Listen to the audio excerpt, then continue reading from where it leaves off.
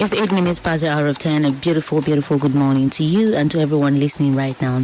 And of course, it is 94.7 Rhythm FM Abuja, and I especially welcome you to Healthy Tuesday, proudly powered by Nizamiye Hospital. Today, we have something really interesting to talk about. My name is Blossom Martins, and I have Dr. Miriam with me here. Good morning, Dr. Miriam. Good morning.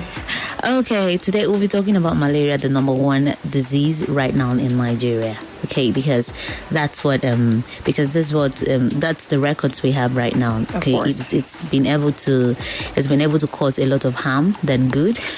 So that's what we're talking about in today. Yes, being Healthy Tuesday, malaria, the number one killer disease right now in Nigeria. So do you agree with that statement that malaria is the number one killer disease in Nigeria? Good morning, Abuja. Thank you for having me today. Yeah.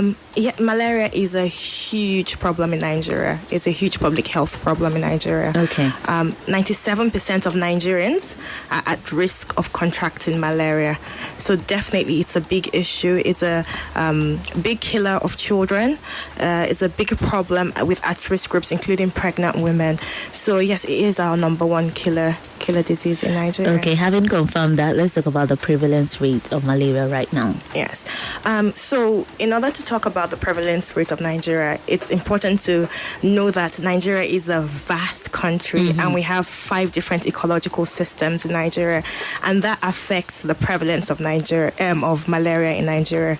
There are certain parts of Nigeria that have very high rates of malaria transmission. So the season is longer. So places in the south, the season for malaria transmission goes from almost throughout the year. And then places in the northeast, around the Chad Basin, the season is about less than 3 months. So obviously the prevalence would differ amongst that. We are currently waiting for the most updated prevalence reports. They did a research in about August to December last year. But from the ones we already have, it varies from about less than 20% in some places in Nigeria to above 70% in other places in Nigeria. Fantastic. So depending on where you are, the prevalence rates of malaria differs. Okay, let's also talk about the risk factors. Yes, so the risk factors are plenty, and I guess one of the biggest one is our environment. There are parts of Nigeria that's perfect for the mosquito that transmits malaria. So like I said, some places in the south, they have malaria transmission all year round. So in places like that, the vector that carries the malaria parasite is there all year. But places in Chad Basin, it's not there all year. It's only there about 3 months in the year. So that's a big risk factor, living wherever you're living in Nigeria. Another big factor is your income, and that affects quite a lot of things. First thing it affects is your health-seeking behavior. So people that have a fever, how often do they go and see a doctor or a certified healthcare professional to find out what is going on? Also, it affects the use and availability of insecticide-treated mosquito nets, which is a big factor in reducing malaria transmission. So people who have higher incomes are more likely to have access to the insecticide-treated mosquito nets. Also, things like things like income also affects the area you live in. So do you live in an area where the place is clean? Do you live next to stagnant water? Things like that. So income is also a big factor. Age is another factor. Okay. Children under the age of 5 are at risk. So are pregnant women. They are at risk. So women of childbearing age as well, they are at risk of malaria. Not just the malaria infection, but the morbidity, the complications that come with malaria infection. Okay, talking about the risk factor, we mentioned places we live, we talked about income, we talked about use and availability of insecticides, and as well we talked about age, children and pregnant women who are at high risk of getting malaria. Okay, but there's this thing that it's very common amongst us, as young people. Once we have malaria, not just young people, but old people as well, once we have malaria, once we have fever, there's every tendency, yes, it's malaria. Okay, most people don't even go to the hospital to get tested to know if actually it's malaria or not, because this fever has different links to different diseases. So a lot of people will just tell, yes, let me go and treat fever and all that. Is there a way we could crop this thing and let people know that once you have fever, it's not necessarily malaria? You have to go to the hospital, to get tested, see a doctor to be sure you actually have malaria. Yeah. So is there anything being done in order to sensitize, things like this in different communities, telling people that yes, once you have fever, you shouldn't just go treating malaria immediately? Okay, so Nigeria actually has a strategic plan between 2014 to 2020 on the kind of goals they want for malaria. And part of that is that over 80% of people with fever should get tested first. Fantastic. Before treatment. Okay? And they've been doing a lot of work on this. They've been trying to implement their goals. And part of the goals is ensuring that we have rapid diagnostic tests. Okay? Which gives you a malaria diagnosis within 15 minutes. Okay, so, and it's not just available in hospitals. If you go to reputable chemists, you go to pharmacists, they have test kits. And if you have a fever, you go there, you can get a diagnosis of malaria within 15 minutes. And then you can start the approved artemisinin combination therapy treatment. It's so important to remember that a fever does not mean just malaria. Fever happens with Ebola. Fever happens with Lassa fever. HIV, yes. Fever happens with pneumonia. Okay, these are especially pneumonia in children, gastroenteritis in children. It can start with a fever, and if you treat just malaria, you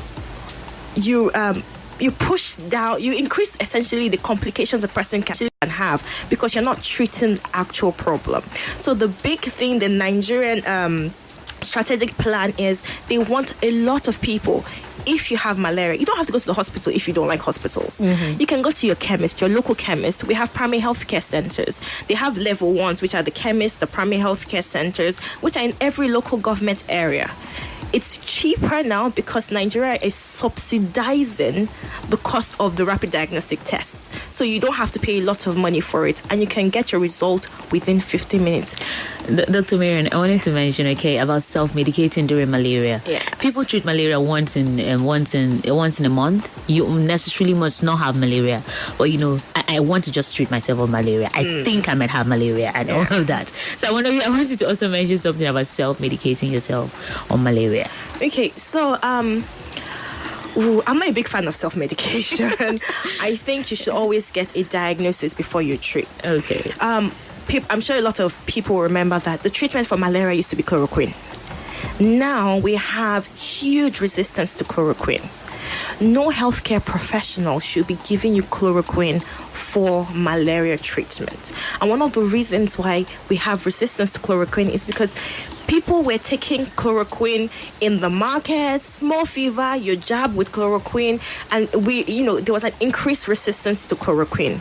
It is better to be diagnosed with malaria so that the combination therapy we're using now we don't get resistance to it. Thankfully, touch wood, we don't have resistance to the artemisinin combination therapy yet in Africa, which is amazing. But the idea of just treating yourself for malaria just in case is not good. I would rather you were sleeping under insecticide-treated mosquito nets. If you're sleeping under and you're using it properly, your risk of getting malaria reduces drastically. However, saying that, part of the strategic plan that's been implemented is chemo prevention, which basically means giving antimalarials to children before they get malaria. There's a program being rolled out in which certain areas with very high prevalence, they are given, healthcare professionals are going into the community and giving them some forms of antimalarials, not usually ACT. Okay, so you should wait for the healthcare professional to knock on your door, and usually it's in Nigeria it's for children under the age of 5. Okay, they're giving them chemo prevention. But if you're over 5 and a healthcare professional is not saying take this malaria tablet regularly, please please do not. We want to continue to use ACT for a very, very long time. Definitely. All right, let's talk about pregnancy and malaria. Pregnant women and malaria. Okay, when a pregnant woman has malaria, how does it affect the child? Okay, so let me start with the very, very sad statistic that 11% of maternal mortality is caused by malaria. Oh, A preventable, curable disease. It is very saddening that it is caused by malaria, but there are programs in place to help that. But in terms of how malaria affects pregnancy, one, the pregnant woman is at risk of anemia. So the blood cells that carry oxygen around your body. Obviously, if you're pregnant, you want oxygen to get to your baby. Definitely, and things like that. But when you have malaria, you reduce the number of those oxygen carrying cells, which is not good for the mother, which is not good for the baby. Okay, and then you of course increase the risk of you increase blood transfusion and therefore increase the risk of diseases related to blood transfusion. 2, malaria can attack the placenta. The placenta is what gives the baby its food. Essentially, its food is oxygen. It nourishes the baby. If it's attacking the placenta, you increase the risk of miscarriages. You increase the risk of low birth weight, which increases stillbirths. It increases the risk of your baby having something called congenital malaria. So that's malaria from birth. Okay, and that is increasing our under 5 mortality rate. So it's very important for pregnant women to be treated. Part of the strategic plan is instituting intermittent treatment for pregnant women. Mm-hmm. So in about the second trimester, they give pregnant women malaria medication, specific malaria medication. Even when you don't have malaria? If you don't have malaria. Oh, because fantastic. In pregnancy, a lot of women are not symptomatic for malaria. There's no fever. But when you check their blood, there is malaria parasites. Okay, and that malaria parasite can still affect the baby. So there's this push that if you go for antenatal care, you will receive at least 3 of those treatments every month. With the amount of pregnant women getting this treatment has increased over the last couple of years in Nigeria, but we are not at the optimum. If you are doing antenatal, please ensure you speak to your doctor or your healthcare professional about getting malaria prophylaxis. And if you're pregnant, please go to antenatal so that you can get malaria prophylaxis. Okay, Dr. Miriam, remember this is Healthy Tuesday, proudly powered by Nizamiye Hospital. And at this point, we're going to be opening the phone lines because I know a lot of people have questions for Dr. Miriam. So if you have any questions that has to do with malaria, your baby has malaria, you have malaria, any question at all, go ahead and call us up, 081-78,947. That's the number for you to call, 081-78000947. Hello, good morning. Good morning, Blessed. Hi, good morning. Okay, move away from your radio set. All right. Tell us your name and where you're calling from. Yes, my name is James, calling from Kubwa. How you doing, James? Good morning. Happy New Year. Same to you.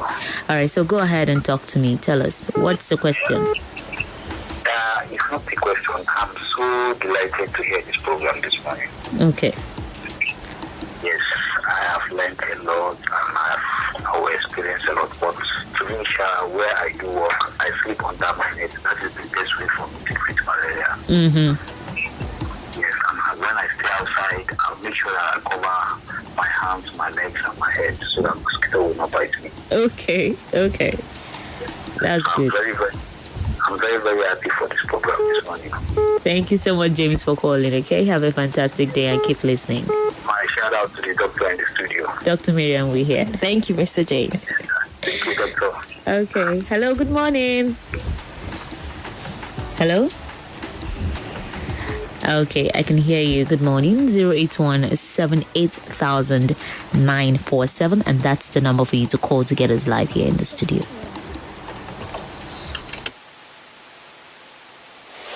Tune in every Tuesday from 10:05 a.m. on the mid-morning cruise at Rhythm 94.7 Abuja as we discuss health-related issues and more. Remember, health is wealth. Powered by Nizamiye Hospital. Okay, we've said so much about malaria being the number one killer disease in Nigeria today, and Dr. Miriam is here with me in the studio, and she's been dishing out some gems on what you need to do in order to avoid the risks of having malaria. Yes, okay, so let's also talk about Nigeria winning the battle against malaria. But just before then, the number to get us is 081 7800947 081 7800947. So do you think Nigeria is winning the battle against malaria? Oh, that is a question to unpack. Okay. Nigeria is trying. I think that's the best way to say it. The World Malaria Report came out in November in 2018, so it was about what happened in 2017. It makes for grim reading if you look at what we're just saying. There were 219 million cases of malaria in 2017. Nigeria accounted for a quarter of those cases. 19% of 435,000 deaths of malaria worldwide occurred in Nigeria. If you look at just that, you think, okay, this is terrible. However, it's an improvement on what happened in 2016. Okay, Nigeria used to account for about 27% of the world cases and about 20% of the world deaths. So we're getting better. And how are we doing that? We are increasing the availability of rapid diagnostic tests. We are training people to use the rapid diagnostic tests. We are increasing information about malaria. I think the amount of people that have heard about malaria is about 95%. So if you ask people, have you heard of malaria before? 95% say yes, which is good because knowing there's a problem is the beginning. Mm-hmm. The next thing is, do people know how to prevent malaria? About 2008, less than 15% of people were using insecticide-treated mosquito nets. It has risen to 64%. So we are getting there slowly. Before, if a child had a fever, about, say, 60% would really go to the doctors or a healthcare professional, chemist and things like that. That has increased to about 75%. So we're getting there. We have problems with funding. Mm-hmm. Most of our funding comes from our international partners. Although Nigeria spent almost $10 million on treating and, giving out information on malaria and subsidizing artemisinin combination therapy, which is why the drugs you're buying is cheaper. The rapid diagnosis tests too are cheaper because we're subsidizing things like that. So are we winning the battle? We are trying. We are working towards it. But we also need the populace to help. When you get insecticide-treated mosquito nets, sleep under it. If you don't have it, get it. They're available in your primary healthcare centers. They sell it on the road these days. You can get it from the supermarkets. You can get it from the markets. If you're sleeping under insecticide-treated mosquito nets, which Nigeria is subsidizing, you reduce your risk of getting malaria. Is there something about funding being the problem and all that? Well, I also want to add that Nigeria is being regarded as the highest GDP earning country in the continent. So I'm wondering why she's still battling high, mobility with regards to, trying to win the battle against malaria. Of course. But just before then, let's just take this call. Yeah, hello, good morning. Morning, Blossom. Yeah, good morning. Tell us your name and where you're calling from. Yeah, it's Carl. Okay, Carl, go ahead. Talking about malaria, I don't know what the guess. I don't know what they're doing about the environment. Because if you observe, people still don't, manage their environment well. If you walk around, people pour water anyhow, and these mosquitoes are breeding regularly. Mm-hmm. And it's a huge problem. So I think that going forward, more should be done on the issue of the environment too. Because if we don't take care of our environment, no matter how we put up other structures, this will be a problem. And if you look at it, we are pouring water into baskets. Thank you so much. Thank you very much. You said something about that already. Yes. And he's very correct. But you also notice that you see people spraying the environment. We have to remember that FCT falls under what is called a hypoendemic area. So we only get malaria intermittently. But there are areas that have malaria all through the years. In those areas, you see more local government work on, the environment, clearing stagnant water, spraying insecticides and things like that. But definitely your environment is important. No stagnant water around your area. It's very important. All right, I said something about the GDP earning of the country, but just before you mention something about it, let's pick this call. Hello, good morning. Okay, good morning. Move away from your radio set, please. Okay, James, move away from your radio set. So this is James calling back. Okay, James, please go ahead. Yes, ma'am. Like where I do stay, there is much water, so I make sure that I always keep that place clean and keep the water flowing. Okay. Yeah, I try to control the water to flow so that to avoid mosquitoes staying there. Okay. That's a good one. You deserve all the accolades because this is a fight for everyone. Okay, it's not something that the government should do alone. It's something that individuals should take up to do too. Okay. Yes, you don't have to wait for the government. Exactly. Thank you so much for calling. Because your health is your wealth. All right. Thank you so much, James, for calling. Hello. Good morning. Good morning. Yeah. Good morning. Tell us your name and where you're calling from. My name is Tunde. Oh, Tunde, how are you doing? Happy New Year. Come to you. Okay, Tunde. Yes. Wonderful topic this morning. Thank you so much, Tunde. It's good to keep our environment clean. Exactly. We can even under our bed sometimes you'll find out some old shoes. Things are under our bed and these things that are not okay there. Because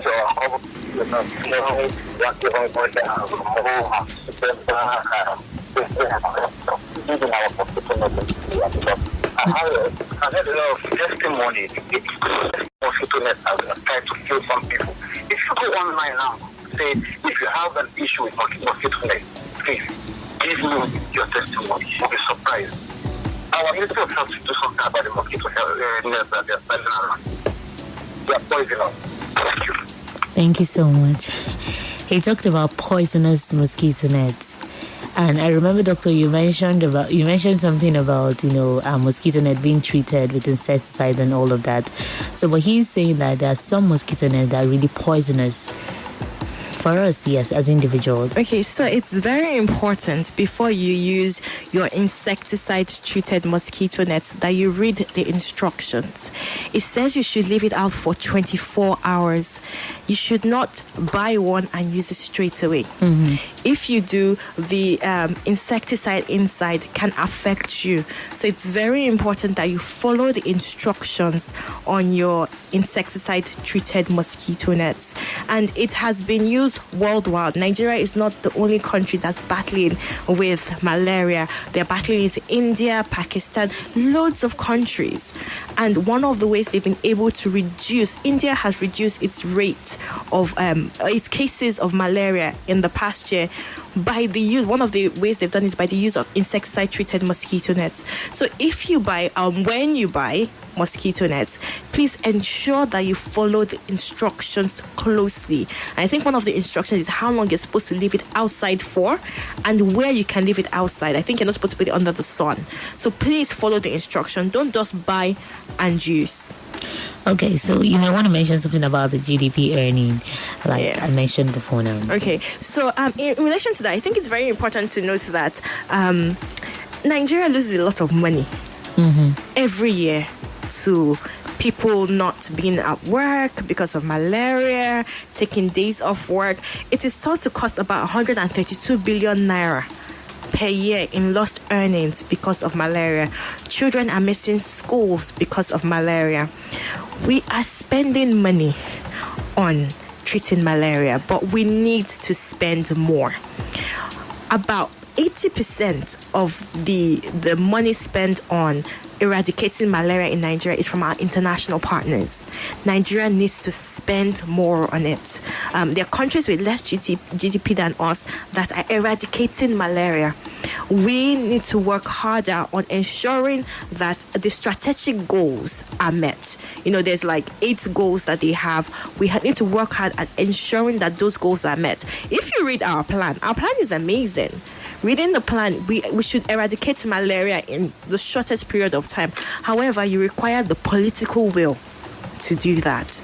And that's some of the things we require, to be honest. Money and political will. Money and political will. Okay, it's been so delightful talking to Dr. Marian. You have so much statistics. And I'm wondering, yes, we have to vote for you someday. You're very kind. Yes. Thank you so much. Yeah, they definitely have so much statistics. But let us, for someone who's just tuning in, let us finally, sensitize the public on what they have to know about malaria, okay? Especially, I need you to emphasize more on self-medication with regards to malaria, because that is like a normal trend right now. And I remember my husband telling me some time ago, he was like, I feel I have malaria. People feel you're not running temperature, okay? But let's also look at the symptoms of malaria, because I know there are different symptoms when you have malaria, when you have this, when you have that. So let's look at the symptoms and as well self-medication. All right. So malaria is a parasite, and the most common malaria we have in Nigeria is the Plasmodium falciparum, which is like 98% of Nigerians with malaria have that. It is transmitted by a mosquito, which the female one usually comes around in the evenings, okay? And with malaria, you have cyclical symptoms. And some of the symptoms, which most people know, is you have a fever, okay? But other things can happen. You can have a headache. You can have joint pains. You can just feel generally unwell. However, all the symptoms I've just mentioned occurs in a lot of diseases. So if you have any of the symptoms, a fever, headache, joint pains, feeling unwell, not eating, vomiting, you should go to a certified healthcare professional to get tested for malaria. You have rapid diagnostic kits that will tell you if you have malaria within 15 minutes. If malaria is positive, the healthcare professional can give you the artemisinin combination therapy. Usually the one we use in Nigeria is the artemether lumefantrine. Okay? They'll give you that. Please take your full dose. We don't want a situation like chloroquine again. I'm going to come back to taking your full dose. Hello, good morning. Okay, Tunde, go ahead. Every time she just have malaria, she will go to the pharmacy to get drugs for malaria. And why never do that again? You just have to go to the hospital, go and know what is wrong with you. Yes. You just go to the pharmacy and say, I have malaria, give me that. You don't even know if it's a virus or what. You don't know if you just need to relax or rest or yes. take a nap. Okay. You always just go and get a drug back to kill and don't know what's wrong with us. All right, thank you so much today. He's still emphasizing on the fact that when you have symptoms of malaria, you should still go to the hospital to know what actually is wrong with you. Okay, so there was something you said finally that I was going to get back to, and yes, he said something about sorry, he said something about you. Oh God, I'm going to remember that. So let's take your final words, by the way. Okay, all right, so malaria is a huge public health issue in Nigeria. Dosages, yes. Yes, the dosages. Yes. Okay, so the dosages for the artemisinin combination therapy is based on weight. Okay. Not age. So there are different dosages for children between 5 to 15 kilos, 15 to 25, 25 to 30, and above 35 kilos. Please make sure you're giving the right dose for the right weight. If you don't, you can have reoccurrence of the malaria. You can have treatment failure, and we do not want that to happen. Once you start taking, your drugs and you feel like you're okay, you just stop immediately. Yes. the thing is, if you're taking the malaria treatment, you should feel better within 2 days. But you need to finish your 3rd day of treatment. It is very, very, so very important. Yes. It's 3 days. But it's very important, if you're not feeling well after 2 days of your malaria treatment, go and see your doctor. Very, very, very important. Okay, Dr. Mariam, it's so sad to let you go. Oh, thank you so much for having me. I've had so much fun. Yes, I can imagine the way someone is sitting close to his or her radio set listening, and I'm like, okay, I'm getting to know what I do not know before regards to malaria. But thank you so much for coming on the show. Thank you for having us. And a big shout out to Nizamiye Hospital for sponsoring this, for powering, this segment of Healthy Tuesday. We definitely will catch up with you some other time. All right, thank you. Yeah, have a fantastic Tuesday. All right, you too. And the Mid Morning Cruise, of course, continues after this.